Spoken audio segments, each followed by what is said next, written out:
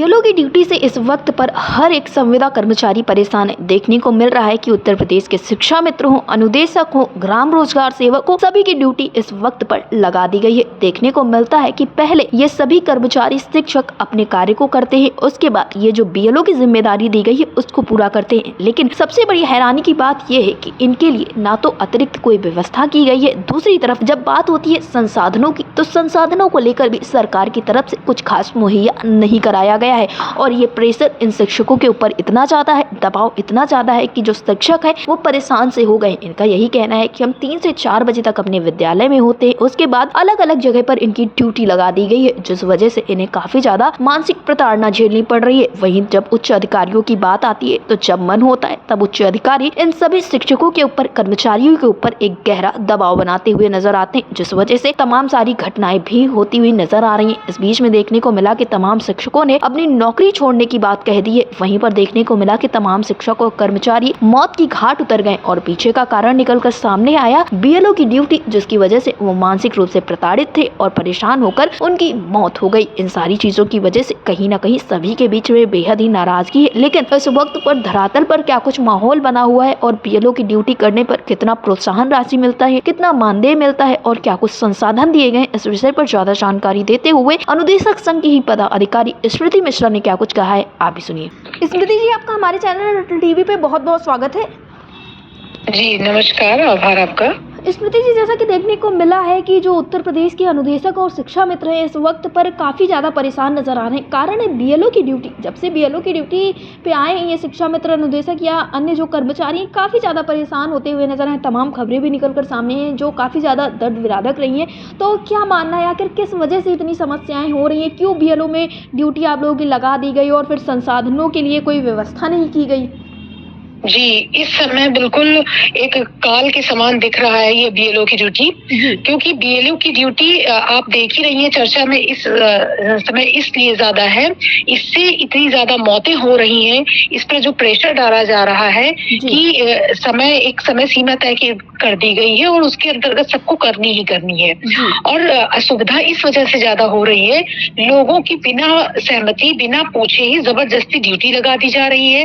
और जैसे कि अनुदेशक की नियुक्ति बहुत दूर दूर है, कुछ अनुदेशक तो 60-70 किलोमीटर दूर जाते हैं विद्यालय, और उसमें से कुछ महिलाएं ऐसी हैं कि जो इतनी दूर जाती हैं और फिर 9 बजे से 3 बजे तक आपको विद्यालय में व्यतीत करना है और 3 बजे के बाद आपको उन ग्रामीण क्षेत्र में जो आवंटित आपको क्षेत्र किए गए हैं बीएलओ के लिए, वहां पर जाके फिर आपको ड्यूटी देना है। और फिर उसके बाद बताइए, आते आते फिर वापस 60-70 किलोमीटर की दूरी तय करके वापस घर आना।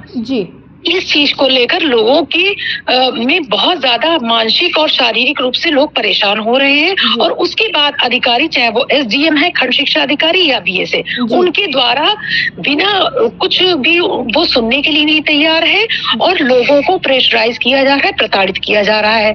और लोग अगर ड्यूटी कटवाना चाहते हैं या किसी भी तरह की ढीला हवाली हो जाती है तो सीधे उनपे सेवा समाप्ति का आदेश जारी कर दिया जा रहा है, मानदेय अवरुद्ध कर दिया जा रहा है। एक तो संविदा कर्मी पहले से ही इतना प्रताड़ित है, उसका अल्प मानदेय है और उस पर भी अब तलवार लटका दी जा रही है।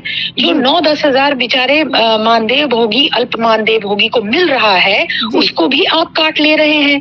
और चूंकि हमारा काम बीएलओ का नहीं है, अनुदेशक या कोई भी संविदा कर्मी है, हमारा जो काम है वो काम तो हम अपना ईमानदारी से कर ही रहे हैं।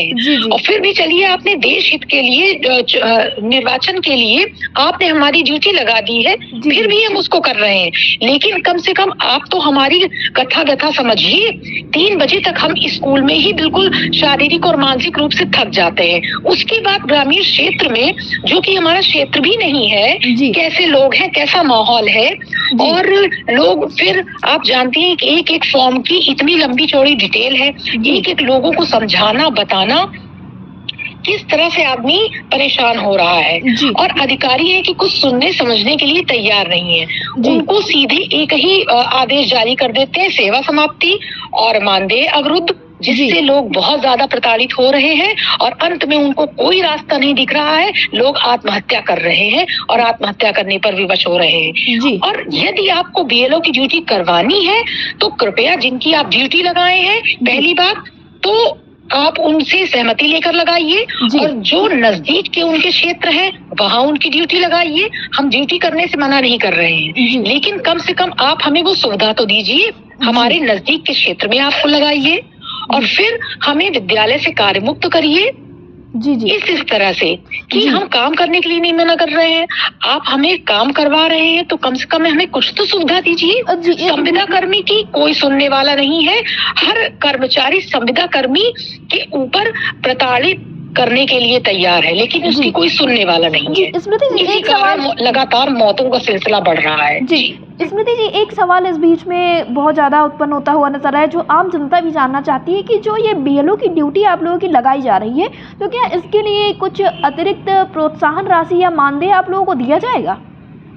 नहीं, इसमें जो है इसका प्रावधान और इस बार बढ़ाया गया है कि वार्षिक पहले शायद 6,000 था, इस बार 12,000 कर दिया गया है। लेकिन ये कब कहाँ देर सबेर मिलता है पूरा किसी को मिल भी नहीं पाता। जो क्योंकि समर सच्चाई है कैंप का भी पैसा तो आप लोगों का अटका जी। हुआ है। और अचानक से लगा दी गई है और फिर आता है, लोगों को जानकारी भी नहीं हो पाती है। जी। तो ये सारी स्थितियां हैं। जी। और अभी तो कुछ लोगों की अतिरिक्त लगाई गई है, उनको कब मिलेगा पैसा कब नहीं मिलेगा इसकी कोई जानकारी नहीं है। जी आपने बिल्कुल ठीक कहा, क्योंकि अभी देखने को मिला था जब गर्मी की छुट्टियों के दौरान अनुदेशकों की शिक्षा मित्रों की ड्यूटी इसमें समर कैंप में लगा दी गई थी, जी। तो तमाम ऐसे जिले निकलकर सामने आए जहां पर समर कैंप का पैसा ही नहीं मिला, तो कैसे विश्वास जी, किया जाए आज कि तक नहीं मिला है, आज तक नहीं मिला है। रोज कागज मांगे जाते हैं, रोज डिटेल मांगी जाती है। कभी कहा जाता है आपका पैसा यहाँ से मिलेगा, कभी कहा जाता है वहां से मिलेगा। लगातार हम ऑफिस के चक्कर लगा रहे हैं, रोज ऑफिस के बाबू से बात करते हैं, आजकल करके टाला जाता है। पूरे प्रदेश की यही स्थिति है। कुछ ही जनपद है जहाँ पर समर कैंप का मानदेय भुगतान हो गया है और नहीं तो हर जगह की यही स्थिति है। जी स्मृति जी मेरा आपसे अंतिम सवाल यही है कि आप इन सारी चीज़ों को लेकर, क्योंकि आप धरातल पर देख रही हैं स्थितियाँ कैसी बनी हुई हैं, तो ऐसे में आप सरकार से इसी के साथ जो अनुदेशक और शिक्षा मित्र आपके साथी हैं उनको क्या कुछ कहना चाहेंगी? जी, सरकार से सिर्फ यही निवेदन है कि सीधी सी बात, जब आप हमारी मानदेय वृद्धि नहीं कर रहे हैं, शासन प्रशासन सबको पता है संविदा कर्मी, अनुदेशक या शिक्षा मित्र जिसकी क्या स्थिति है। जब आप हमको हमारे काम के अनुसार मानदेय नहीं दे रहे हैं तो दिन प्रतिदिन आप इस तरह से हमें प्रताड़ित क्यों कर रहे हैं कि जो हमारा जो अल्प मानदेय है उसको भी हम सुकून से खा जी नहीं पा रहे हैं। सरकार हो, शासन प्रशासन हो, इस तरह से ये सारी प्रताड़ना केवल संविदा कर्मी, केवल अनुदेशक के ही हिस्से में क्यों आ रही है? सबसे निचला जिसको भी देखिए कार्रवाई करने के लिए चला आता है, कोई हमारी सुनता तो नहीं है। जिस तरह से ये जबरदस्ती का काम करवाने के लिए हमारे ऊपर सब लोग वो कर रहे हैं, प्रेशराइज कर रहे हैं, इतनी ही लगन के साथ अगर हमारी समस्याओं को समाधान कर दिया जाता तो शायद हमको इतनी दिक्कत ना होती। और किसी के ऊपर इस तरह से कार्रवाई नहीं हो रही है और जिस तरह से लोग प्रताड़ित होकर आत्महत्या करने पर विवश हो रहे हैं उसका यही कारण है कि कहीं कोई सुनने वाला नहीं है और जो संविदा कर्मी की बची कुछ नौकरी है वो भी सब छीनने पर लगे हुए हैं। जी स्मृति जी, अटल टीवी से जुड़ने के लिए बहुत बहुत धन्यवाद। जी धन्यवाद। जी।